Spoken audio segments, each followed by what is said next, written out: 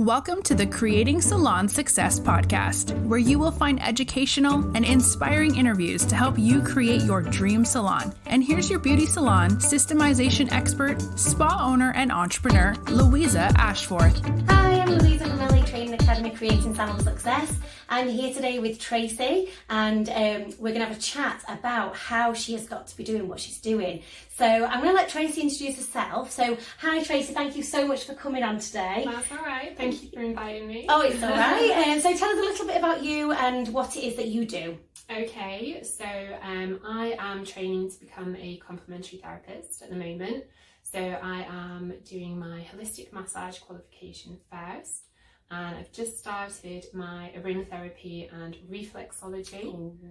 So yeah, it's a bit of a busy time at the minute, but it will calm down and I'll just be concentrating on aromatherapy and reflexology soon. Fab. So it's exciting time though. Yeah, sounds very exciting. So just to sort of like get to know you a little bit more, I'm just going to ask you a few quick fire questions and just find out a little bit more about you. So what are you, I always do these questions, so what are you reading at the moment, whether it's personal development, training or just fiction? What are you reading? Okay, so I have just finished a fiction book which was called The Saltpath. Okay. Which was about, it's based on a true story actually, which I didn't realise until I got to the end. But it's about a couple who lose everything and they essentially decide to travel the South Coast Path, 630 miles. They walk the South Coast Path and they do wild camping, and it's kind of about their adventures and their journey of self-development on the way. So it was really interesting. Ooh, and what's that called again? The Saltpath. Oh, that sounds quite exciting, quite interesting. I do like that question because it does, I love reading, so it does inspire me. So I'm always intrigued as to what somebody says. Yeah. So that is a new one for me. So I think I will definitely have to have a look at that. I'm a bit of an audio listener because I never have time. Yeah. So see if they've got it on audio. If not, I'll have to take the time out to read. Okay, so who inspires you? So, this is a tough question for me. A lot of people say that.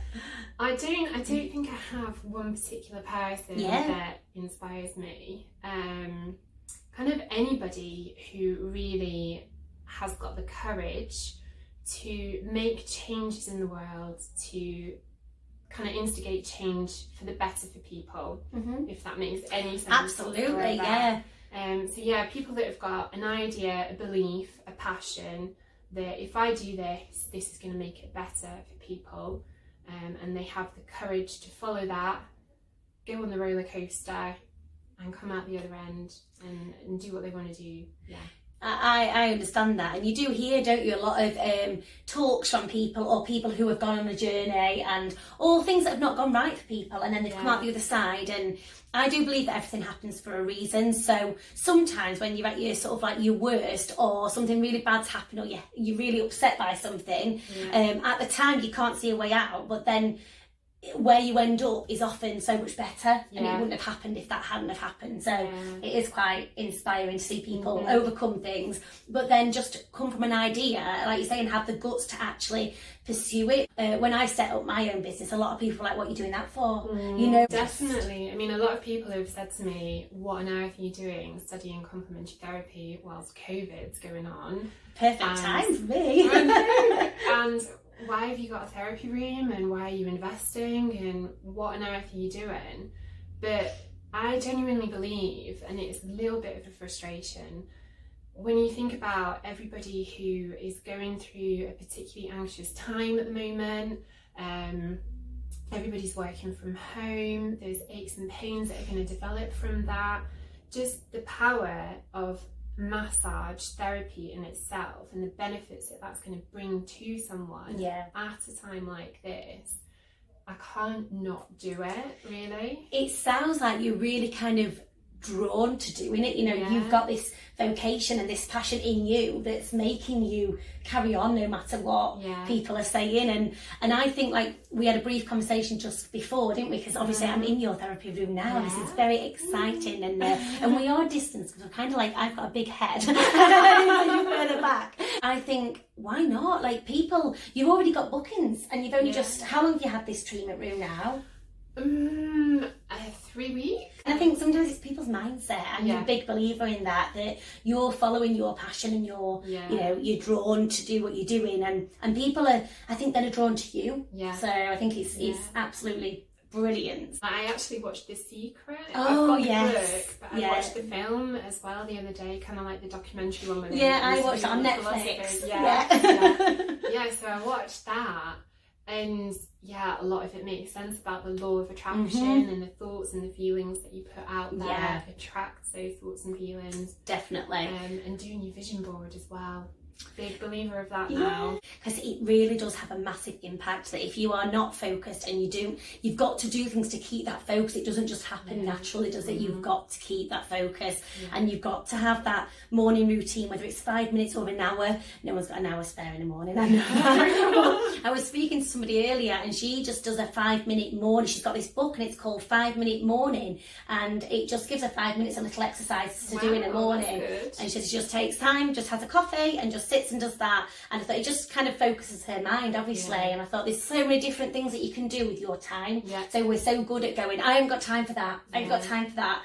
And you've just got to sometimes make time, because you are important, and that's what you're doing for people, isn't it? So obviously we've been through lockdown and we're coming out of it, but we're still in it, and we're doing, you know, whatever we're doing right now. But throughout lockdown, did you become obsessed with anything, and have you carried it on? Obviously you're obsessed with your massage and your courses, but for me, I say this all the time, everyone thinks I'm bonkers, but you know, like, you can have a cupcake tray, so I kind of put ham and then eggs in it. This is all over like Facebook and the internet, it's not like I made it up or anything, but I became obsessed with it, and I just put it on Facebook one day, and people kept coming back to me with their variations. So they were adding chili and paprika and all sorts of different things, or putting different things inside. I highly recommend you try these ham and eggs with a sprinkling of cheese on top. Amazing. So, but have you become obsessed with anything, food wise, exercise wise, or just something unique that you're like, I keep doing that a lot? Well, so probably more on the exercise front. Okay. So not a bad thing. No. I used to do yoga quite a lot, and then I stopped. But during lockdown, I found on YouTube, there's like a yoga YouTube channel for free. So I got into a routine of getting up at 7, and then I'd treat myself to an hour.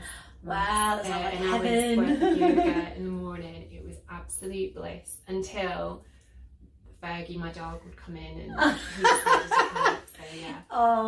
No, that was good. And then I also tried, you know, when we could start doing outdoor exercise, I tried doing boot camp as well, which is like, that's a completely new thing to me. I've never ever tried that. My friend talked me into it because she made me feel guilty. She said, I really want to go, and if I don't have somebody to go with me, then I won't go. Oh, the guilt trip. Well, you can't. Okay, all right then. But you know what? I absolutely loved it. Oh, fab. Loved it. It was brilliant. Yeah. And I'm a bit sad it's finished now. Oh, has it? Yeah, it's finished of course. Yeah, because it's so cold. Well, it's all right today, but you're just so cold. So what's the name of this yoga YouTube channel? Because I'm sure so many people could benefit from that, especially that it's free. Not much is free. It's called Yoga with Adrienne. Okay. ADRIENNE.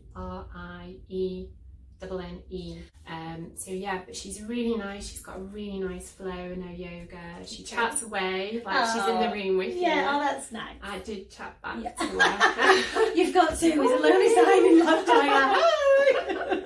I do love my yoga, and a friend of mine, she's a yoga teacher, so she's brilliant.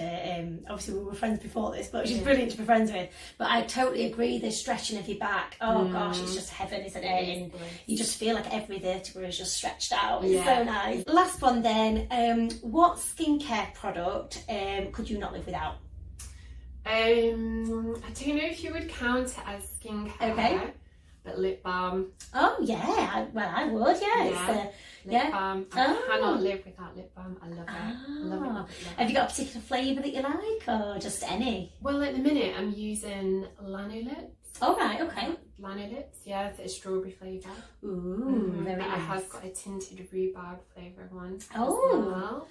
Oh, it's funny that because I've just started doing some lip scrubs and lip balms in my skincare range. The lemon and lime one, and the scrub is just, you just want to like, But as well for winter coming up. Yeah, so that gets rid of that dry skin, then you put your balm on and it soaks in so lovely. So I've got a mint one, a lemon and lime one, I'm not advertising, and a strawberry one, funnily enough. Yeah. But the strawberry one is probably my least favourite, but it's been the most popular so far. Yeah. So just shows I've got different tastes to everybody else. I'll add it to my collection of lip balms. Oh, yeah. Throughout the house, in bags, in pockets. Yeah, you find them everywhere. You're like, I love this one. Yeah. So the joys of being a woman with all the different handbags and stuff. Tell us a little bit about how you got, because you haven't always been a massage therapist, have you? Because obviously you're just learning to do it. So what did you do before and how have you got here?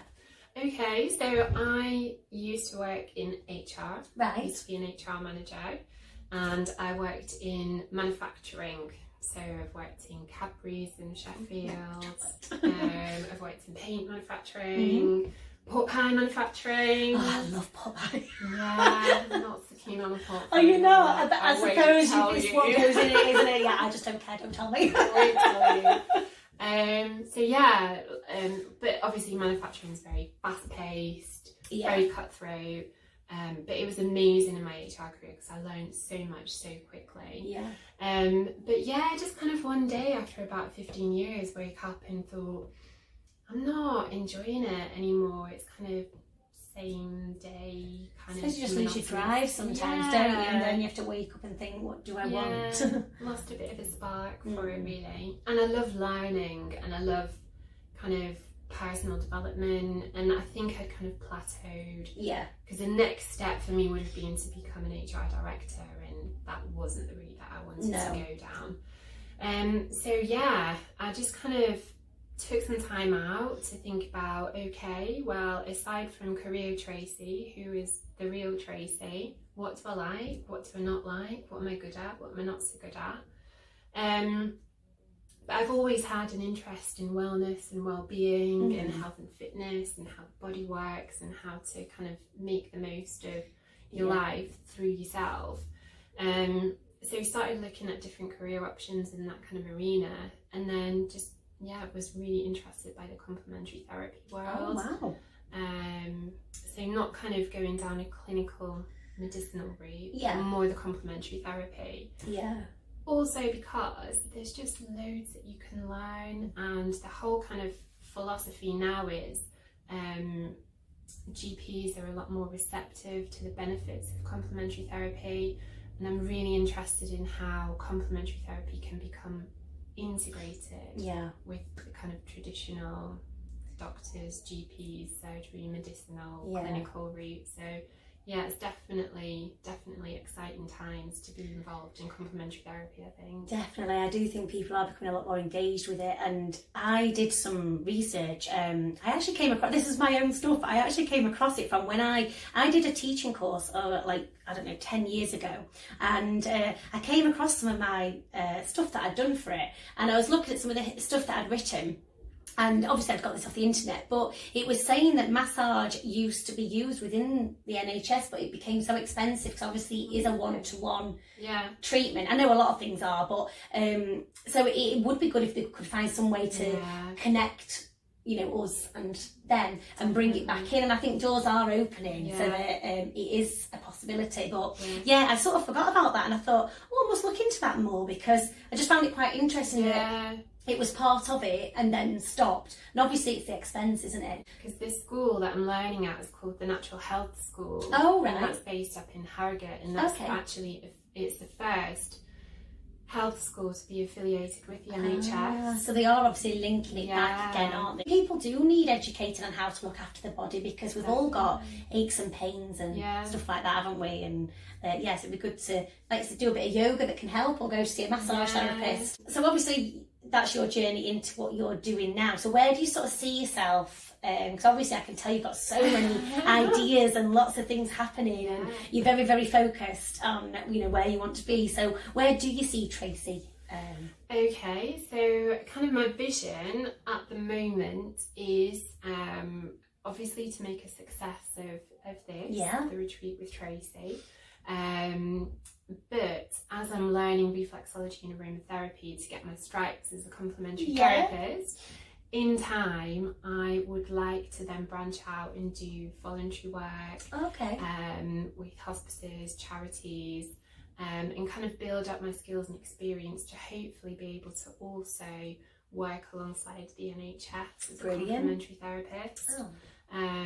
So yeah, kind of at the minute it's keeping my business going with working alongside the NHS. I kind of see the two sitting alongside one another. What do you do to build your business? Like, what have you done so far? Are you working on social media? Are you what things do you put out there to build your business? Because obviously it's quite new, so how are you finding it all? So gosh, there's a lot to think about when you're setting up a business. I totally underestimated that, but I don't kind of see it as a chore. It's kind of a hobby for me, which is fantastic because I've never had that before. So fortunately I've got all my friends are based in Sheffield and they're all extremely supportive, and they're all very social as well. So somebody knows someone who knows someone else who knows someone else. So word of mouth is going to be a big factor for me. But also I've done some advertising on Facebook, so I've created my own little business Facebook page. Brilliant.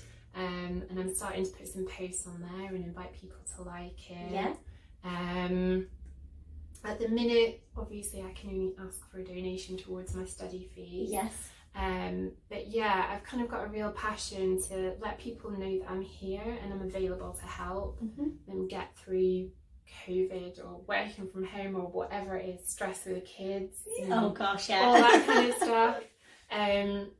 So yeah, I'm really just kind of relying on word of mouth at the moment, and tagging people into my Facebook posts, asking them to share Facebook posts and tag people they know in who might be interested and coming for it.